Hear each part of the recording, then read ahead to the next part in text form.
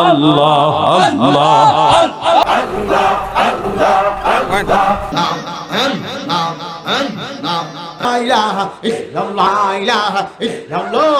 যদি কেউ দেখাইতে পারেন আল্লাহ নবীর বিশুদ্ধ এমন একখানা হাদিস যেখানে আল্লাহ নবী বলবেন যে সবাই মিলে সমস্বরে একসাথে উচ্চ আওয়াজে জিকির করো, এটা আমার সুন্নাত, এমন একটা হাদিস যদি কেউ দেখাইতে পারে সবাই মিলে আমল শুরু করবো। সাহাবায়ে আমরা অনেক মাহফিলের মঞ্চেই দেখে থাকি সম্মিলিতভাবে উচ্চস্বরে জিকির আজগার করতে। চলুন এর বৈধতা ইসলামে কতটুক জেনে আসি। আরেকটা হচ্ছে আমলগত বেদাত, এটা তো প্রচুর পরিমাণ। একটা দুইটা উদাহরণ দেব, সব আলোচনা করার সময় নেই, যেগুলো সমাজে বেশি চলছে। যেমন ধরেন একটা আমলগত বেদাতের উদাহরণ, সবাই সমস্বরে একসাথে মিলে উচ্চ আওয়াজে, ভাই পেস লাগায়েন না, অতীতে আমার এরকম একটা আলোচনা নিয়ে একটা চিহ্নিত মহল অনেক ফিতনা করেছে, পেস লাগায়েন না, ভালো করে মনোযোগ দিয়ে বুঝছেন।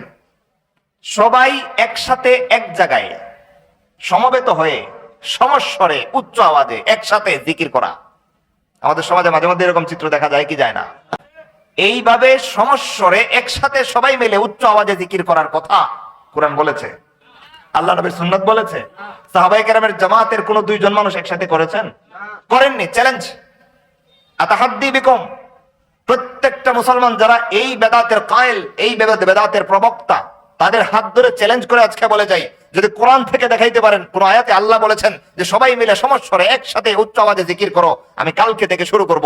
যদি কেউ দেখাইতে পারেন আল্লাহ নবীর বিশুদ্ধ অনেকখানা হাদিস যেখানে আল্লাহ নবী বলবেন যে সবাই মিলে সমস্বরে একসাথে উচ্চ আওয়াজে জিকির করো, এটা আমার সুন্নাত, এমন একটা হাদিস যদি কেউ দেখাইতে পারে সবাই মিলে আমল শুরু করব। সাহাবায়ে কেরামের দুইজন তিনজন সাহাবী থেকে যদি কেউ প্রমাণ করতে পারে বিশুদ্ধভাবে যে তারা সমস্বরে একসাথে সমবেত হয়ে উচ্চ আওয়াজে জিকির করেছিলেন বা করতেন, তাহলে কালকে থেকে আমরা শুরু করতে রাজি আছি।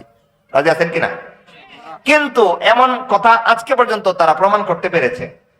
করতে পারে নাই। ওই আয়াতের লেজ অমুক হাদিসের কি অংশ, অমুক ঘটনা তমুক ঘটনা দিয়া প্রমাণ করতেছে, এগুলো কি দলিল রে ভাই? কোন কোরআনের কোন শব্দ অংশ বিশেষ এটা কোন আমলের জন্য যথেষ্ট দলিল? কোন হাদিসের কি অংশ, সাহাবায়ে কেরাম আমল, রাসূলের সারা জীবনের আমল বাদ দিয়া হাদিসের কি অংশ টানাটানি করে ফেসরা আইনা দলিল হিসেবে পেশ করা, এটাই কি দলিলের জন্য যথেষ্ট? আদৌ নয়। সুতরাং এইরকম কার্যকলাপে যারা জড়িত, আমলটা আসলে সুন্নতি আমল না বেদাতি আমল?